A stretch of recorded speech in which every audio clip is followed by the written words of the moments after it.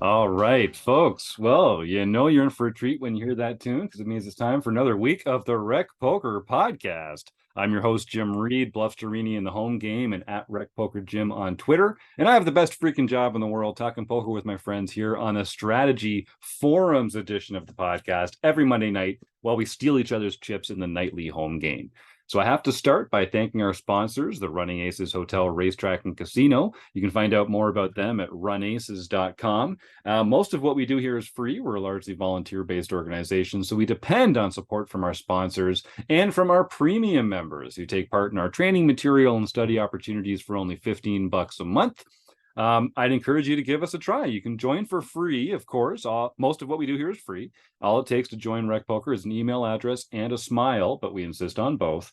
But if you want to take your game to the next level, you can become a premium member for only $5 by using the code RECPOKER at checkout, and it's normally only $15 a month. So for less than 50 cents a day, you can connect with other fun, encouraging poker players over Zoom, study together, play in the free home game club, challenge each other to get better. There's lots of great ways to work on your poker game here at Rec Poker. I hope you give us a try. Now, they let me host the show on Mondays, but I am just one man. It takes a village, a group, a gang of wizards to make the magic happen around here. We call this group the Wrecking Crew. And if you want to find out more about me or the rest of the Wrecking Crew, you can go to rec.poker/crew, or you can just listen up. You're going to meet a few of the members of the Wrecking Crew right here tonight on the show.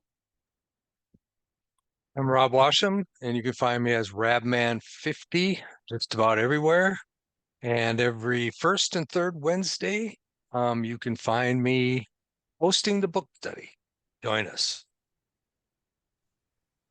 And I'm Taylor Moss. You can find me on Twitter or X as at Taylor_Moss or as Gopherboy TJM in the Rec Poker home game. And Wednesday nights, you can catch me on Twitch on the Rec Poker channel, twitch.tv/Rec Poker. Wednesday nights, we play the home game. Come check us out. And if you're listening to this, it's likely late February or early March, which means it's time for Marek Madness. This is Taylor Moss's creation. We've run this fantastic ladder-style tournament bracket here at Rec Poker. It's free to play in. You can qualify all year long. And all March long, on Wednesday nights, instead of Taylor streaming his play on Twitch in the nightly home game, we're going to be broadcasting the series of matches with live commentary from special guests all month long. Taylor, I'll just put you on the spot. It's such a huge project that you do every year with Marek Madness. What's the thing that you enjoy most out of it? So first, we do those on Thursdays. Marek Madness is all the Thursdays in. But if you showed up Wednesdays, you'd still see the stream. It would just be me playing the home game. But the following night, we do Marek Madness on Thursday evenings. But it's been fun. This is year number 4 for us doing Marek Madness. It's really grown into a really fun adventure because people, like, the thing that I love is people get into it. Like, we've done like little like mini hype videos and like talking to your opponent types of things. So it's been really fun for like the build up as we go through there. And then a heads up match, you versus your opponent, and then we play down a bracket of 16 players to one eventual winner. So it's a ton of fun, and I'm excited for it this year. It just gets better and better every year. Kudos to you for putting that together. It's just one of the great things about being a member here at Rec Poker. So like I said, folks, join us for free, sign up with an email address and a smile over at rec.poker. I don't think you'll be disappointed. So one of the great free features at Rec Poker are the forums here. You get to share. We have a Discord channel for people that like to do the real-time chatting, and we've got our forums for more kind of long-form strategy analysis. And every week here on the forums edition of the podcast, we're going to pull one post from the forums and talk about it here on the air. This one is posted by 7high11, John Crowell, a fantastic premium member who's been a member for a long time. And you can really see John's play and the way he thinks about poker evolve. He's been a member here for a couple of years now, and it's just great. If you look back in the forums, you can see some of the first posts that John made, and you can compare them to some of the posts that he's making now. and he's clearly thinking about poker at a higher level, getting more out of the game, and is a much more fearsome opponent at the tables these days. And I, like to think that his studying here at Rec Poker has contributed to that. It's sure been fun watching him on his journey. So John, keep posting in the forums and keep joining our strategy sessions. I always enjoy chatting with you about this kind of stuff. So thanks for your post. So this forum post is called "Should I Stay or Should I Go Now?" And I'll just get us set up here, and then we'll analyze the action. So our correspondent writes, "From what I've been learning with all of you, I'm much more confident in most decisions I make now, be they right or wrong. But this hand had me scratching my head almost from the start." So this is a $15 progressive knockout on Ignition. 2.5 hours in, but registration's still open for an hour, so minimal ICM considerations. There's an $11 prize pool from each buy-in, and $4 goes to the progressive bounty. We start with 20,000 chips, and we've picked up $4 in bounties so far. So our hero is in the cutoff with 78 big blinds. We're playing full ring, and the villain is under the gun and has us covered with 93 bigs. He says they're in the top 25% of stack size in the tournament, and our correspondent John is third largest at the table. He has 40 hands on the villain. He's running pretty hot, something like 40 VPIP 40, PFR 20, 3-bet 8. And that's an approximation, but that's what it felt like. So our villain under the gun opens for 3 big blinds. It folds to us in the cutoff. We look down at Jack of Spades, Jack of Diamonds, and raise to 9 big blinds. John says, to my surprise, the button cold called from a 98 big blind stack. Everyone else folds back to under the gun, who 4-bets to 21.5 big blinds. I'll go into what John says, and then maybe we can talk about this a little bit, this first decision point. So there's very little 4-betting in a low-stakes Ignition tournament, says John, and this almost always means aces, kings, or queens. But given his tendencies, I didn't feel like I should fold. But I've also got the button behind me, who could also have a big hand. I don't remember their stats. But they would likely have 4-bet or 3-bet a pair. No, they would have likely cold 4-bet a pair stronger than Jack, is what John says. So John says he puts in an uncomfortable call for 12.5 more big blinds, and to his chagrin, the button also calls. So we're now the effective stack at 56.5 big blinds, and the pot is 66.8 big blinds. So we've got less than a 1-to-1 SPR.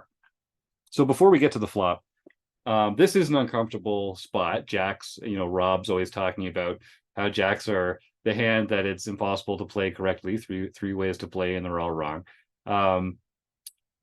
What is this a hand? Should we be 3-betting here? When we do, how do we respond to this 4-bet? Rob, you unmuted first, so let's hear from you and Taylor on what our thoughts are in this pre-flop action. I would definitely 3-bet here. That goes without a doubt.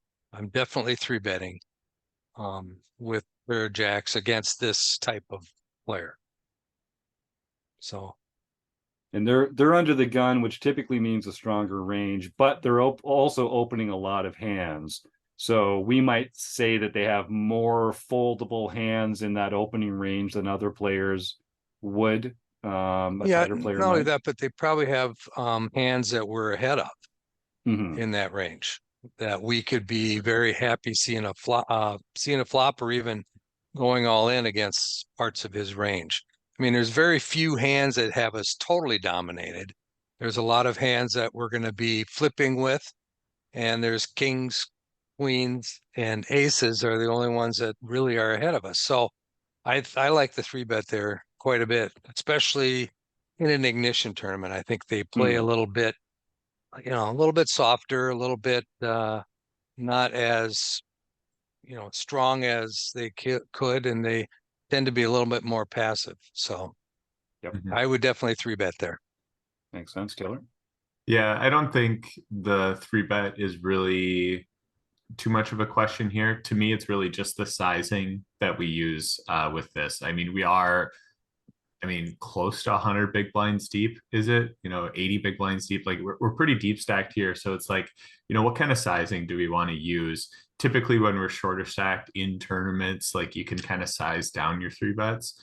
Um, we go for the exact 3x here, which I mean, it feels fine, but like I can see us going smaller. That's my general tendency in like some of these spots. I could also see us going bigger just with the stack size that we have here. So I could see both kind of being valid options. Question for Jim though, like 80 big blinds, a little bit more cash game focused. Like, what are you going to use for sizing here when you decide to make a 3-bet from the cutoff versus under the gun? Are you going 3x? I also kind of default to the 3x when the opening size is suitable for the stack sizes. Like if they had opened 2 or 2.25 off a deep stack like this, I would also 3-bet to 9 big blinds. I don't like to let them set the size of my raise by the size of their open when we're deep stacked. I think that makes a lot more sense when you're getting shorter stacked. And I don't really deviate too much from that. If everyone had like over 100 big blinds here in this one, we're going to be effective with 80. I could see you doing everything just one notch higher. So maybe opening a little higher than 3-betting up to 10. But I'm pretty comfortable just going to 9 from 3 here as described. I think that makes sense with these stacked ups. Yeah, I mean, to me, that's really the only question. Like, you're getting the sense from John thinking this person's playing a decent amount of hands. Like, Jax is the perfect 3-bet candidate to use against a player like that you have that suspicion of, even though they're opening under the gun. So to me, that's totally normal. And then I think we get to like find out a ton about our opponent's ranges in these next few actions. Like we get a cold call of the 3-bet from the button off of a deep stack. Like I can name the hands that they potentially have here. And I think everyone else kind of can too. Like they have 9s, they have 10s, they have jacks, they have ace queen, maybe an ace king offsuit if they're really tight. Probably not ace jack, but potential for there too. But it's like it's those hands. Like we know exactly what they have. We're doing great against those, generally speaking. So like we're not too upset to see the cold call of the 3-bet come in. But we are upset by the 4-bet. And that's where I think stuff starts to get interesting because we're in a relatively low stake buy-in tournament. Have we seen the opponent ever get out of line with things? Because this is a very strong line for them to take. It really should be queens plus and ace king. That's essentially making up their range. So to me, it puts us in a really tough spot with, even though the cold caller behind us, it has a ton of hands that like we dominate. I'm not loving this hand, and it's not going to be it's not going to bode well for us to try and play this post flop either. We're going to constantly be guessing, do they have an overpair, or did they hit, a potential overcard that came on the flop? So I'm not loving the spot once this 4-bet comes in. And it's extra gross because this is a knockout tournament and we are the shortest stack of the 3 players. So they're covering us. We're not covering them. We can't win their bounty. They can win ours, which is not, the ideal spot to be in. But I think, like you say, the button player does cap their range, I think, when they don't 4-bet themselves. Maybe not 100%. Maybe they do smooth call with some traps in there, but I think they're 4-betting the hands that we don't want to see. And so it's really that under the gun range that has the strongest hands in it that we're not all that interested in. One thing, is there? Yeah, it's please, a PKO, Rob. right? Yeah, it's PKO. a PKO. That could mean that they may be doing it with a little wider range if they think they can get a bounty. So just keeping that in mind. I still agree that the 4-bet tells me that he's got aces, kings, queens, and at the very worst, 8's king. And if I face that, with a guy to act behind me, I think I Mm. would be folding my jacks at this point in time. So I've got two questions for you guys. Or here, Taylor, no, jump in first, and then Oh, I was gonna just agree. Like the PKO adds an extra factor to this. Just you're gonna get people playing slightly more aggressive than they should in certain spots, or than they would normally, I should say. You should be a little bit more aggressive in PKOs. The other thing that I think is another factor that we need to consider is like, how does the cold call of the three bet influence the under the guns action and what they would take with various holdings? mhm. I think that's really important to like think about that. And I might be of the stance that when this happens in lower stake buy-in tournaments, or specifically from an opponent that I think is less skilled, I'm more scared by this four bet from the, or yeah, their four bet in this spot than I would be if I assumed that this was a very competent opponent, because it's like they get a chance to squeeze here. And normally people only understand the options to squeeze when it's a raise and a call, and then they can squeeze three bet. But this really is a squeeze four bet that doesn't occur much. It only occurs when someone cold calls a three bet. Mm-hmm. So it's like, how aware of are they of this spot? Um, and I might start to think that they're going to call stuff like ace king from this spot, knowing they're like going multi-way and trying to hit, and then get aggressive with it, and then therefore the four bet might be a little bit more stronger and more weighted towards the queens, kings, and aces. So I'm leaning towards a fold here. It stinks, but it's almost kind of like an exploit that I think I'm making against some players that are uh, just trying to like take this down now, or like build up the pot a little bit more when they've got that premium, because people have already put chips in. Well, and you talked right at the beginning, Taylor, about this being a deeper stacked situation than you typically find in a lot of tournaments. We don't get a lot of spots where there's four bets out there and then there's still room to maneuver. I mean, how often do we even want to have a calling range when facing a four bet? How face up are we at this point when we three bet and call like this? The cold caller on the button, you expressed their range as being very narrow already. It feels like ours is kind of even more narrow. It's what, like jacks and queens and ace queen suited, and like, is there anything else in there that we're three betting and calling like this? Yeah, and that was my first reaction too, is like, oh, we can just never call here.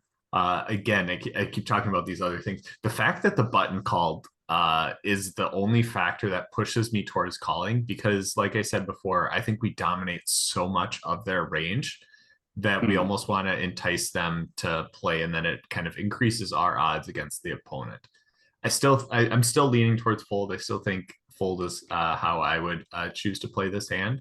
The only benefit I see towards calling is trying to get the button to come along with.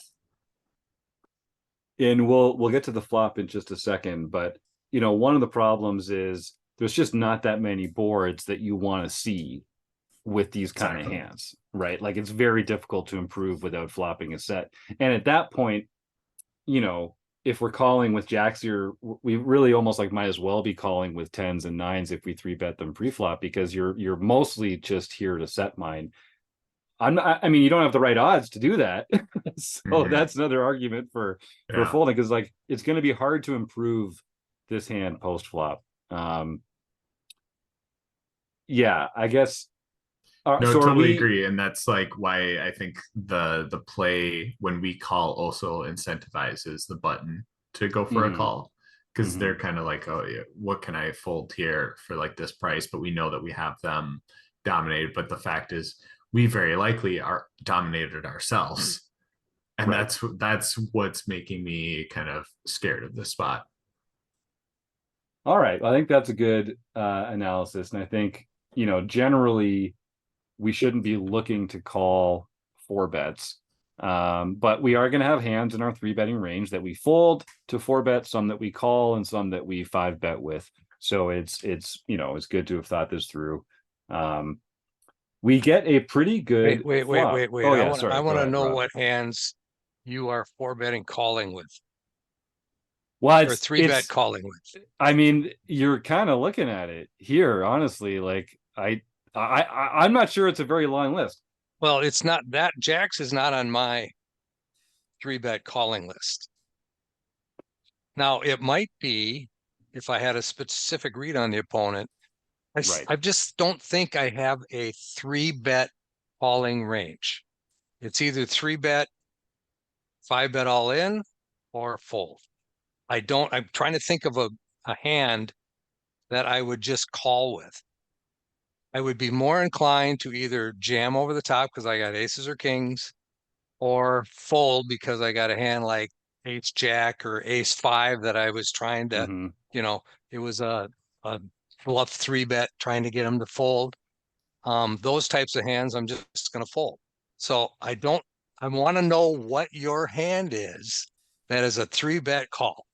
Yeah, and like Matt Matros, for instance, would say, based on a couple of his books that we've looked at here in the book study, would say like just don't have a calling range there, right? Just make it simple and let your opponents exploit you by four betting you with a polarized range. It's not going to happen often enough. These circumstances don't happen often enough that it's worth your time having like a fully well balanced range in that point.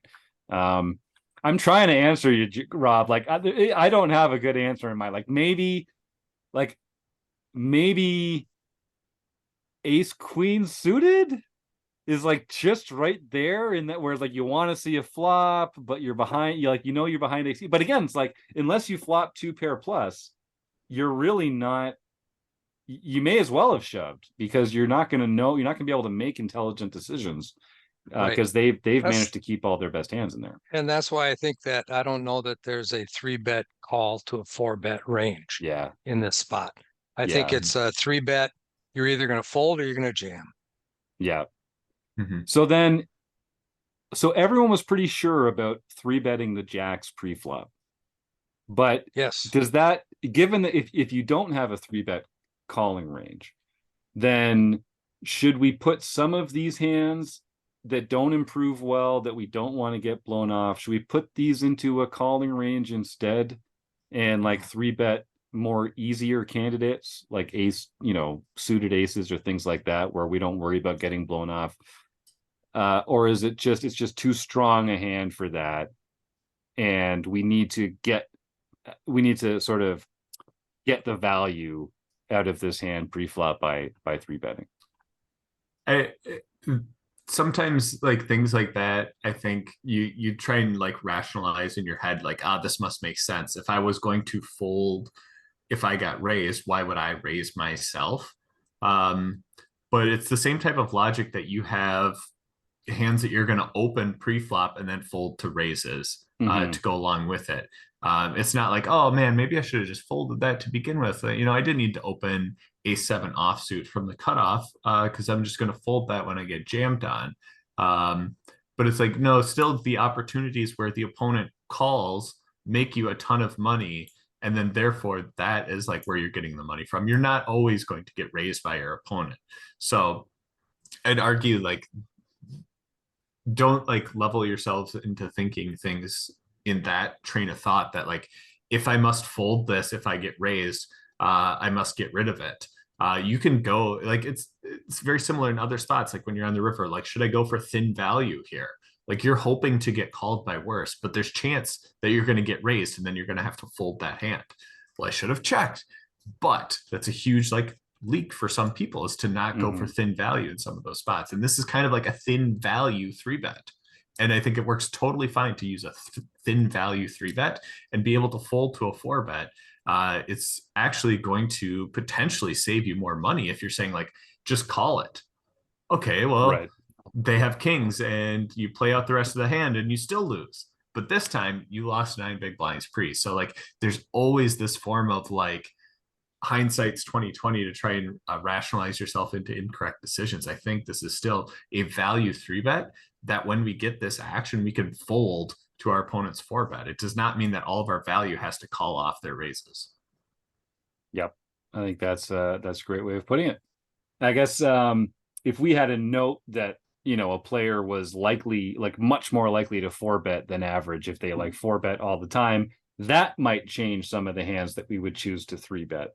But just the chance that they're going to 4-bet us, I agree with you, Taylor, is not important enough to give up the edge, the value that you gain by increasing the pot with a very strong hand like pocket jacks. Yeah. And then to hit back on one more thing, because I just have to now, and then we can move on, I swear. Rob was asking, do we ever have a 3-bet and then call range? If we do have a spewy opponent that will bluff into us relentlessly, I will have those calls in there. I will give them rope and let them keep bluffing into me with a lot of my hands in that spot.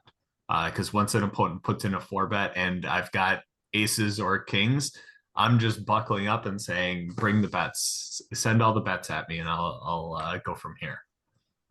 So there is an instance. Yeah, and I agree. That's a very specific, against a very specific opponent. But if you were just to look at all the charts out there, go to your GTO Wizard or GTO Plus or wherever, you get your ranges and you look at them, and they're just very few hands that you can actually put into a 3-bet. 100% agree. Range. Yeah. All right, good. Well, I enjoy these little rabbit holes that I mean, so much of it does depend on the assumptions that you make about your opponents, but I think in a vacuum, I think we've covered that really well. So odd situations beget odd situations. So we're in a pre-flop 4-bet pot that doesn't come up very often. And so we end up in this flop spot that also we don't find ourselves in very often. So the button also calls the 4-bet, which I think continues to, inform our sense of what their range is. It's those sort of like middle to high pocket pairs at this point, almost exclusively. The flop is ace of spades, king of spades, 10 of spades. And our correspondent, again, is holding the jack of spades and the jack of diamonds. So we've got third pair. We've got a redraw to a Broadway straight. We've got a redraw to a flush. We've got a redraw to the straight flush. And we're feeling pretty good about the equity we have in the hand. The original play under the gun raiser bets 26.5 big blinds, which is a little less than half pot. And it's on us. So here's what John says. Our correspondent writes, I've got 1 out to the stone nuts, 8 other outs to the second nut flush, and another 3 queens to a Broadway, which is likely either good or a chop. I could already be facing a flush or 3 of a kind. I beat all the flushes but 1 if I make the flush, because the queen of spades is still out there, and beat all the sets if I flush or catch the straight. But I'm likely dead to rights to at least a set if I miss. And I think our opponent's 4-betting range definitely has aces, kings, and ace king. So I don't think a jack, helps us as much as it typically would in a spot like this. I think we're not trying to beat sets. We are trying to straight or flush our way to victory here, which does make sense to me. Let's leave the rest of John's description here for a moment. Let's just talk about the spot here, Taylor and Rob. So we're in this unusual circumstance. We did call. We've got pocket jacks. It's ace, king, 10. And someone leads into us for a little less than half pot and about half our stack. We've got a little more than that back. Is anyone folding? Is anyone calling? Is anyone raising? And why? What are our favorite lines to make here, and what are the factors that might lead us to that decision, Taylor? Yeah, it's an uncomfortable spot, but I think we have a pure math decision here when we get to this point. It's relatively simple to figure out where we're at. We've got 56.5 bigs. There's 67 in the middle. Opponent makes a bet of roughly 27. Do we call? Do we fold? Do we have the right price? I think it's very clear that we should not be really including jacks as outs. And to include the potential of getting quads with jacks is probably the only way of like really conceivably like thinking about this. There's a chance that they have ace king and then a jack would be good. So maybe like some like small credence to it. But I think generally speaking, the much cleaner way for us to get there is to hit a flush or to hit a straight. How clean are our flush outs really becomes the question here. And I'm going to argue our flush outs are incredibly clean.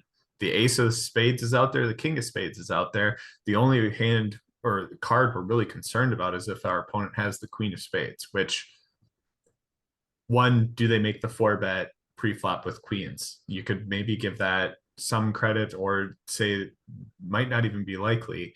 But would they also make this flop bet with queens, having just the queen of spades? Then you're also getting a little bit wearisome. So to me, I think the flush outs are incredibly clean. I think we can almost count on all of them to make our hands. And likewise, the queen, hitting a queen should almost for sure let us scoop the pot. I know John makes the comment that we might at least chop. We've never talked about any of our opponents having jacks outside of the button cold calling, and it would have to be exactly jack jack, which we block. And I doubt that they are going to come with in this pot, because if we had jacks without the jack of spades, this is an incredibly easy fold for us to make. So kind of don't have to worry about that. All the straight outs should be very clean. So then we're talking, we've got 9 flush outs. We've got 4 straight outs. Should be relatively simple math then. Like you got 13 outs twice. What's that rough equity? It's more than enough to call in this spot. I don't know what the exact numbers are in terms of 13 outs twice, but with 1-to-1 stack to pot ratio, there's another 50 left behind it. Well, usually on the flop, don't you take your outs and multiply them by 4? Yeah, the rule of 2 and 4 roughly. It gets a little bit. It gets a little bit hairy, because if they do have a set, like they have counteracting outs to go along with it. Right. But generally speaking, we're probably in the 40% equity range. I would think so, yeah. Which, with 67 in the middle and 56 back, like we're going with it. We only would need we have to 33% to make this a profitable call. So with that much of an equity plus, I think this is an easy call, although you are getting it in with less than 50% equity. So like you're going to lose it more than you win it. But I think now that we're at this spot, we're there. Do you just call there, or do you just go ahead and put it in? Very good question. I would just call, because on the chance that we call flop and it checks through on the turns and we brick all of our outs, we can comfortably fold rivers and save ourselves the 20-30 big lines that we would still have in our stack. Okay. Yeah. It comes down how much fold equity do we have? I think we have 0, like essentially 0. So it's might as well just play it passively, but just hope for the chance that it goes check check on the turn, which probably not, but there is a chance. I'll hold out hope. One of the things that Taylor was talking about, sort of counting how clean your outs are. I do think, the button could have pocket queens, I guess, if they chose not to 4-bet that free flop. Like you say, maybe the under the gun has pocket queens. Would they lead out on this? I don't know. That's really the only way I can see the queen of spades being in play right now, because when you can see the ace, king, jack, and 10, that means that if they had the queen of spades with another card, the best hand they could have would be queen 9 suited. And I don't think they're playing that under the gun the way that this player has, and I don't think they're cold calling a 3 and a 4-bet with queen 9 suited or worse either. So I really do think that just you can clean those right up and feel like those are good outs. Exactly. Yeah, the only way they have queen of spades is pocket queens. Yeah. And on the odd chance that button cold calls with ace queen offsuit. But I'm kind of discounting that. I feel like the ranges are relatively set here. However, I will say the one hand that we don't want to see is pocket queens with the queen of spades. Like everything else, we have decent equity against.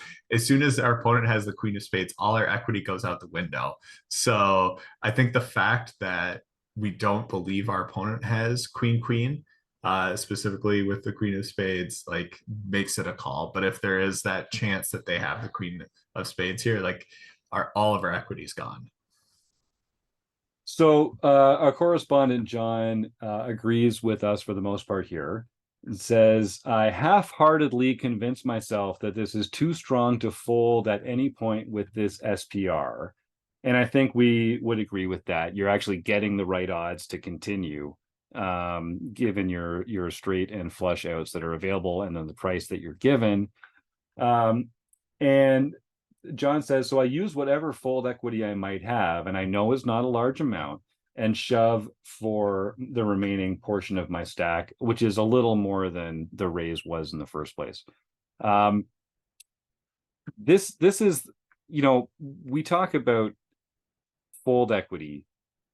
Fold equity isn't just a function of putting a lot of chips in. Like, it's also a function of the range of hands that your opponent has. In certain circumstances, they're going to have wide ranges, which means that your fold equity is more helpful. Like, there's more, it'll affect more of their range. In a spot like this, like, they'd have to have some bluffs, I guess is what I'm saying, for us to have some fold equity here when we shove. In a 4-bet pot like this, Taylor, Rob, I'm kind of curious your thoughts. I don't see them having a lot of bluffs available. Like, it would be one spade hands, and we've already gone through how rare those are. And I don't see them turning like one pair of hands into a bluff here. This just feels like it has to be a value bet, which means that we don't have maybe we don't have any fold equity. Is that an overstatement? Correct. I think the only fold equity we have is against hands that we beat, in the sense that potentially our opponent is a crazy psycho and they can, they love the deuce 3 offsuit, or they have a hand that they love to play. Like, if that's the case, and we know that that is a potential, then we potentially do have some fold equity, but it's against hands that we beat. There's no hand, like, we're never getting better to fold. So it seems irrelevant.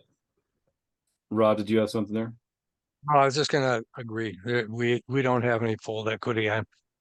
We may have fold equity against the button, when he's sitting there with his pocket nines. Right. But other than that, the original raiser and the 4-better, we have no fold equity with him at all. He's gonna call whatever we do. Yeah, I can think of maybe if they had like exactly the ace 5 of clubs or the ace 5 of diamonds that they like chose to have a suited ace 5 in their 4-betting range. They've made top pair, but they're not comfortable with it. It's just such a small. I mean, and are they even doing that in these ignition tournaments for $15? Like, I'm not sure that they're four betting with non-premium hands. I do have. I think there's one specific spot where you talk about like fold equity, and I guess that would be if the button has exactly 10-10 here. Oh, yeah, that's interesting. Bottom set. Bottom set on a 3 flush board. Does 10-10 find a fold if we jam? And maybe that's like the only like bit of fold equity that I can muster up, but like it's probably not even worth considering. Really. And it doesn't really solve our problem, because then the under the gun players, like, they're still the ones that are going to have the better hand than us. Yeah, we don't have enough fold equity against 2 hands. Right. So, yeah. All right. So, John, this would be something for John to consider then, I think, is this like, what is fold equity? Like, and how do we actually express it? And it's mostly about like semi-bluffing when our opponents have hands in their range that they're likely to fold. I don't think this is a good spot for that, but I get what he's thinking. And you also hear these rules like, don't put half your stack in unless you're going to put the other half of your stack in or something like that. And I think just people need to understand these are general rules, and there's always going to be times to deviate from them. Taylor kind of laid it out. There is a path to you not putting that other half of your stack in here.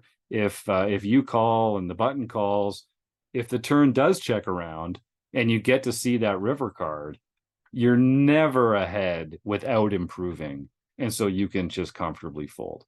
And I don't think it's going to be hard to get paid for that last one, because even if a four straight or a four flush comes on the board, like there's going to be a lot of money in here relative to everyone's stack already. Plus, you've got the progressive bounty sitting on your shoulders, making you even more callable. So I think it is a call, and I like the reasons that you guys talked about it. So I'll just give results here. So John does reshove, the button folds, and the original razor calls. John says, I was pleasantly surprised to see the villain turn over ace of hearts, king of clubs for 2 pair, and which actually gives us 2 more outs if you think about it, because now our jacks are good. The turn is the queen of clubs, giving us Broadway, and the river is the 9 of hearts, which bricks out and does not improve the other player's hand. So we have a big pot. We win 170 big blinds and gives us the lead in the tournament. But this is what I love about John. He says, but results aside, I'm not at all comfortable with how I played the hand. And I feel like I was handcuffed at almost every decision except the initial 3-bet. And I'd say, John, that's correct. That seems to be what the panel here also agrees with. A couple, unusual spots, and those unusual spots can be uncomfortable spots, even if for no other reason. John finished in 13th place with $44 in prize money and about 24 in bounties. So congratulations, John, on cashing the tournament. But the real congratulations is for finding an interesting spot like this to share with Rec Poker Nation. And there's some great responses in the forum post here from Eric Jin, who goes by Binkley, 5x5, our own Chris Jones, none other than Rabman50 here in the panel, Eric Anderson, who goes by E Anderson 85. I love Eric's responses. He always includes some really interesting screen grabs and graphs, and he's done that here as well, showing a few examples of ranges that might take various actions. So it's just great being able to scroll through all these wonderful questions and answers and examples. And I'll put the link to this forum post in the show notes as well. So if you're listening along, you don't even need to have a free account to read the forum post. So if you're interested in seeing some more details about this, just click on the link in the forum post, and you'll enjoy that. Taylor? Yeah, so I did run some equity here quick after all this chat just to see where we're at with things. Against Ace King, we have 47.5% equity. Amazing, tons. So a great spot for us to be in. I think worst case scenarios, they have pocket aces. Against that, we had 36% equity. Wow. Which I think still, given the price and everything, like that's the right price for a call. Even if they flip over aces, I think we're supposed to call there. Again, we just don't want them to have queen with the queen of spades. Like that's the dead scenario. But if you weight the potential of them having aces with our 36% equity, king is the same equity, and then the chance that they have ace king with us having 47.5%, I think this makes it an easy call. And don't forget, folks, those unpaired hands, those combos add up real quick. So if you're thinking about, oh, they could have aces or kings, or they could have ace king, going by the numbers, they're much more likely to have ace king in those circumstances, just by the way that the combos break down.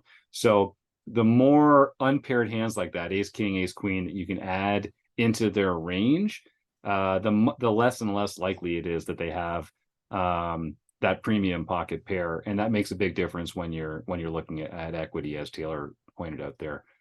And just Taylor? just for the laughs, if they had queen with the queen of spades, we have 7% equity. I was going to ask you about that, because that's such an interesting spot. Like, that's actually the worst hand for them to have. Exactly. You'd much rather them have a set of aces or a set of kings than to have a pair of queens with the queen of spades with our exact hand. That's remarkable. Yeah. I just want to say, based on my comment to John, most of the time you win a big pot. What do?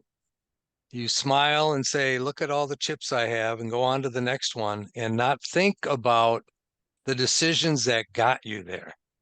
So I want to recommend to John and anybody else who finds themselves in very difficult spots, regardless if you win or lose. If it's a difficult spot, bring it up. Let's talk it through. Let's understand what makes it difficult, why the decisions are so difficult. Let's talk about it. That's what the forums are all about, right? That's right. That's right. And no one learns from posting spots that they understand perfectly. You know, you only get better by asking questions that you don't know the answer to, by posting hands and spots like this that you need some help to figure out. And there's not a friendlier group of helpful, serious recreational players out there than you can find here at Rec Poker. So I couldn't agree more. The last comment I'll leave here comes from Eric Anderson. And I'm curious, Taylor and Rob, what your thoughts are on this. He says, I love the implied odds of a royal flush draw.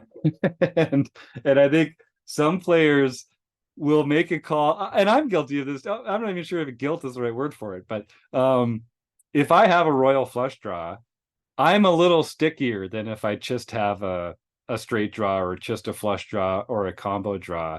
Is that true for you guys as well? There's this allure of the royal flush. Does it make you want to stick around even more? It's a trickier one, even like to find folds with, especially with like straight flush draws. Like, say you've got 4 to a straight flush, but it's 4 through 8 or something like that, and you've got like the 7 and you need the 5 or whatever it is. But it's like, what's the likelihood someone has a bigger club? You have to hit that one exact card to like hit the nuts, but it does look a little bit more appealing to have that like unbeatable hand. So yeah, there's something tricky about those. It's literally one out. Yeah. It's a psychological thing. It's a psychological thing, right? If you're looking at the possibility of a straight flush, how often do you get a straight flush or a royal flush? I don't think I've ever even had a royal flush ever. So, I mean, I've had a king high straight flush, which I was very excited about. But yeah, I think what I would, and I know I've folded Dutch shot straight flush draws before, just because the other outs that would help me would also kill me from the other players. Exactly. Because I'd be so far behind everybody else. So it's but psychologically you just want to you do. It's true. And there are some other benefits. I was playing at Running Aces the other day and turned a straight flush, and I turned that into a little merchandise credit voucher that the poker room was happy to I don't have it in front of me now, but I got a snazzy new Running Aces hat that I would never have gotten if I had just made the ace high flush or something boring like that. So you never know what other kind of equity there is out there. And if you get that royal flush, you can be telling stories about that for years. You're going out for dinner on that one for a while. Rob's still waiting for his. He's been playing poker professionally for 340 years. It's amazing. Still hasn't hit that straight flat royal flush. But Taylor and Rob, thank you so much for another fantastic conversation. Picking it up here in the free Rec Poker forums. I want to thank you. Of course, I want to thank the Running Aces Hotel, Racetrack, and Casino, our sponsor, for all the great stuff that they put on. I want to thank John Crowell, 7high11, for his fantastic post, and everyone else for posting in the forums. And you, the listeners, we couldn't do this without you, so keep it up. And thanks for tuning in for another episode of the Rec Poker Podcast.